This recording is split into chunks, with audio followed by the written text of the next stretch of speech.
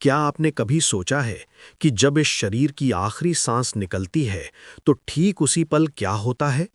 विज्ञान कहता है कि मस्तिष्क काम करना बंद कर देता है, लेकिन हमारे प्राचीन पुराण कुछ और ही कहते हैं, कुछ ऐसा जो आपकी रूह कंपा देगा। कल्पना कीजिए, आप अपने ही शरीर को नीचे पड़ा देख रहे हैं, आपके अपने रो रहे हैं, लेकिन आप उन्हें छू नहीं सकते। अचानक कमरे का तापमान गिरने लगता है और अंधेरे से दो ऐसी आकृतियां निकलती हैं जिन्हें देखकर बड़े बड़े सूरमाओं के भी पसीने छूट जाएं। गरुड़ पुराण में लिखा है कि मौत अंत नहीं, बल्कि एक ऐसी यात्रा की शुरुआत है जो 47 दिनों तक चलती है।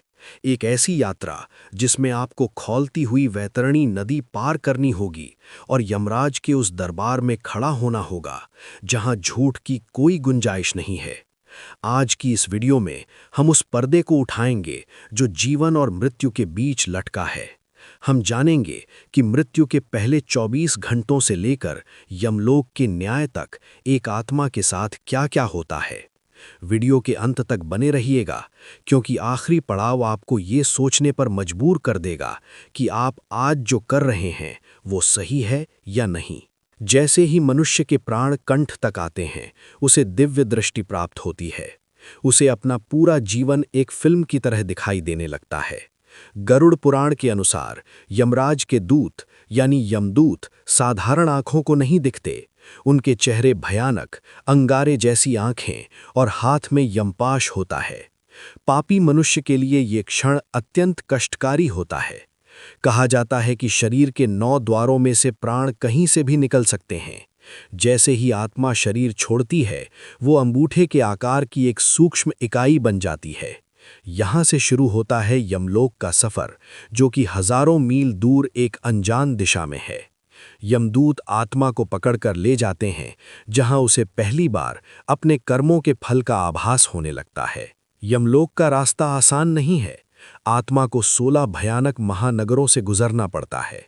रास्ते में न साया है न पानी, बस तपाने वाली गर्मी और कटीले रास्ते हैं। लेकिन सबसे डरावना मोड़ तब आता है जब आत्मा पहुंचती है वैतरणी नदी के तट पर। ये नदी पानी की नहीं, बल्कि खून, मवाद, हड्डियों और मांस के लोथड़ों से भरी है। इसमें मगरमच्छ और भयानक शिकारी जीव भरे हैं। गरुड़ पुराण कहता है कि जिन्होंने जीवन में पुण्य और गोदान किया होता है, उनके लिए ये नदी शांत हो जाती है और एक नाव प्रकट होती है। लेकिन पापी व्यक्ति के लिए ये नदी आग उगलने लगती है और उसे बीच लहरों में घसीटा जाता है। यहाँ आत्मा को तड़पते हुए एहसास होता है कि धरती पर किए गए दिखावे नहीं, बल्कि केवल सत्य ही उसका सहारा बन सकता था। महीनों की यात्रा के बाद जब आत्मा थकी हारी यमपुरी पहुंचती है, तो उसे यमराज के विशाल और न्यायप्रिय महल के सामने खड़ा किया जाता है। यहाँ कोई ऊंच नीच नहीं चलती, यहाँ केवल कर्म की भाषा समझी जाती है। यहाँ मौजूद हैं भगवान चित्रगुप्त, जिनके पास अग्रसंधानी नाम की एक दिव्य पुस्तक है।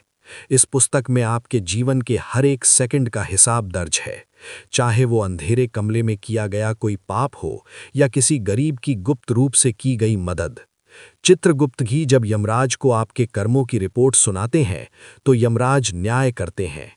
यदि आपके पुण्य भारी हैं, तो आपको देवलोक के सुख भोगने के लिए स्वर्ग भेजा जाता है। लेकिन यदि पाप का पलड़ा भारी निकला, तो फिर शुरू होता है दुखों का अंतहीन सिलसिला। नरक, वो स्थान जिसके बारे में सोचकर ही शरीर सिहर उठता है। पुराणों में 28 तरह के मुख्य नरकों का वर्णन है। तामिस्र नरक उनके लिए है जो दूसरों का हक मारते हैं। कुंभीपाक में उन लोगों को डाला जाता है जो बेजुबान जानवरों को सताते हैं। हर अपराध के लिए एक विशेष सजा तय है। जो दूसरों का धन हड़पते हैं, उन्हें तपती हुई लोहे की शिलाओं पर सुलाया जाता है। लेकिन ये सजाएं हमेशा के लिए नहीं होती। जब आत्मा अपने पापों का फल भोग लेती है, तो उसे फिर से मृत्युलोक यानी पृथ्वी पर भेजा जाता है। यहाँ उसे 84 लाख योनियों के चक्र में डाल दिया जाता है। कभी पशु, कभी पक्षी, तो कभी कीड़ा। हजारों जन्मों के कड़े संघर्ष के बाद फिर से मानव तन मिलता है, ताकि वो मोक्ष की दिशा में काम कर सके। दोस्तों, हमारे पूर्वजों ने पुराणों में ये बातें हमें डराने के लिए नहीं, बल्कि हमें ये याद दिलाने के लिए लिखी थीं कि हमारा जीवन एक अवसर है। हमारी हर क्रिया की एक गहरी प्रतिक्रिया होती है। आज हम जो बीज बो रहे हैं, उसका फल हमें शरीर छोड़ने के बाद काटना ही पड़ेगा। मौत अटल है, लेकिन हमारा आचरण हमारे हाथ में है। गरुड़ पुराण कहता है कि सत्य, दया और सेवा ही वो धन है जो यमलोक के दरवाजे पर आपके सबसे बड़े रक्षक बनेंगे। तो आज से ही अपने कर्मों को बेहतर बनाने की कोशिश करें। आपको क्या लगता है, क्या वाकई हमारे कर्मों का हिसाब कहीं लिखा जा रहा है? कमेंट में अपनी राय जरूर बताएं। अगर आपको ये जानकारी पसंद आई तो वीडियो को लाइक करें और चैनल को सब्सक्राइब करना न भूलें। मिलते हैं अगले रहस्य के साथ। तब तक के लिए धन्यवाद।